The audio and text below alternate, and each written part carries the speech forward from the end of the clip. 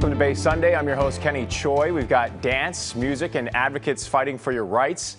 But first, let's go to theater. The Curious Incident of the Dog in the Nighttime was the winner of the 2015 Tony Award for Best New Play. It's here in San Francisco as part of the national tour, and to tell us more about it is Adam Langdon. Welcome to Bay Sunday.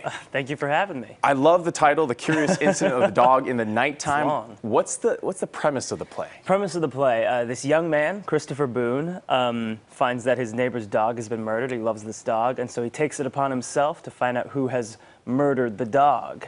And along that journey, he finds several other mysteries about his life that must be solved. And you play Christopher Boone. Tell us a little bit more about this character. I mean, he's got this like amazing brain. He's like a math genius. So that's something he's like really into, something he can focus in on. He has a pet rat called Toby, who he loves, and he can kind of like base a schedule around. He has hang-ups about things. He doesn't like certain colors or like loud noises. He doesn't like being touched. But he's like this amazing special kid. Yeah. We have a clip from the play. Let's take a listen to it. Left, right, left, right, left, right. Left, right, left, Sweet right. taste. Throw airport check in here. Excellence and taste.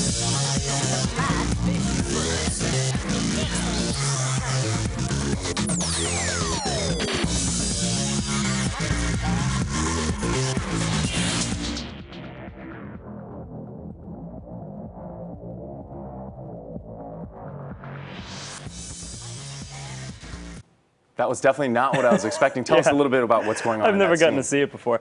So he's on he's going to London at that point, and so that's one of the moments where it's such a busy place and there's so many things going on that it's like a little too much for him.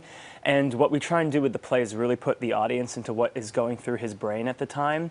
And so when things are too much, like there's lights and sounds, and later on there's even a few more things. I always say that the play is kind of like Hamlet combined with Cirque du Soleil. Right. And yeah, later on in that movement, we'll call it, there's some really cool things to check out. So it's not electro dance music throughout the whole play? Not throughout. No, it goes from like that to being like a real simple scene, like just you and me talking to each other, which I think is one of the really special things about the play. It's not just one thing all the time. And it's getting a lot of good reviews. Which is obviously nice. The 2015 Tony Award for Best New Play. Yeah. What is it about this play that's getting so much critical acclaim?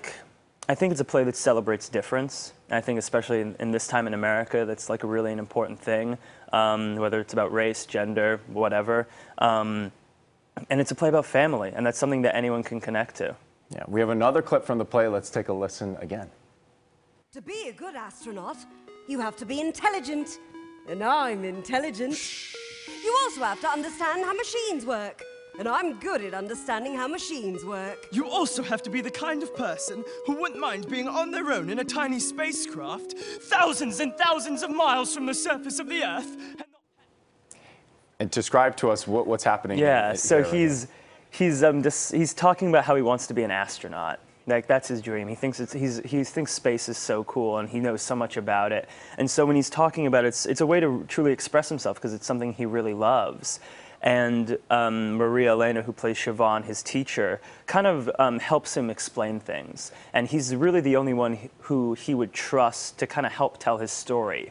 It's the big difference between the play and the book is her narrative dialogue. That doesn't appear in the book, but it was kind of when Simon Stevens was writing and trying to adapt the play, it was kind of his breakthrough, making her the co-narrator of the piece. Adam, you spent several years at Juilliard in New York. Is this the type of role that you were training for? Oh man, I don't know. I don't think anyone can kind of really prepare you for this kind of role. I think a good school gives you the tools to take on any part. It gives you the tools to have longevity in your career, and the tools to be a good castmate and scene partner.